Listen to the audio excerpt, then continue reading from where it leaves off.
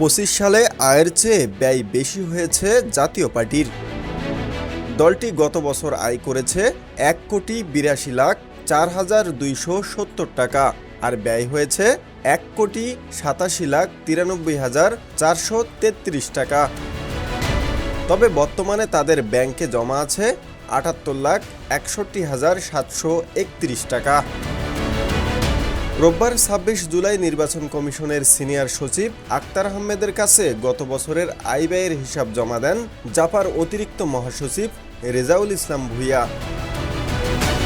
এ সময় তিনি বলেন, ২৫ সালের ৩১ ডিসেম্বর পর্যন্ত আমাদের দলের আয় হয়েছে ১,৮২,৪,২৭০ টাকা আর ব্যয় হয়েছে ১,৮৭,৯৩,৪৩৩ টাকা। এক্ষেত্রে আমাদের ৫,৭৯,১৬৩ টাকা বেশি খরচ হয়েছে। অন্যদিকে গত বছরে অর্থাৎ ২০২৪ সালে ব্যাংকে জমা ছিল ২,৬৫,৫৫,১৬৪ টাকা। ২৫ সালের খরচ শেষে এখন জমা আছে ৭৮,৬১,৭৩১ টাকা। এবছর নির্বাচন হওয়ায় আমাদের খরচ একটু বেশি হয়েছে।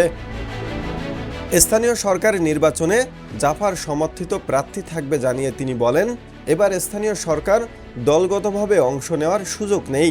তারপরও বাংলাদেশের রাজনৈতিক দলগুলো নির্বাচনের বাইরে থাকে না, সমর্থন করে থাকে। গতবার আনুষ্ঠানিকভাবে প্রার্থী দিলেও এবার আমাদের প্রার্থীরা যার যার মতো অংশ নেবে এবং আমাদের তাতে সমর্থন থাকবে। আওয়ামী লীগের ক্ষমতাচ্যুত হওয়ার পরে ভাঙন হয়েছে জাতীয় পার্টির। এর প্রভাব সম্পর্কে জানতে চাইলে দলটির অতিরিক্ত মহাসচিব বলেন, যারা দল ভেঙেছিল তাদের অধিকাংশই জিএম কাদেরের নেতৃত্বে ফিরে এসেছে।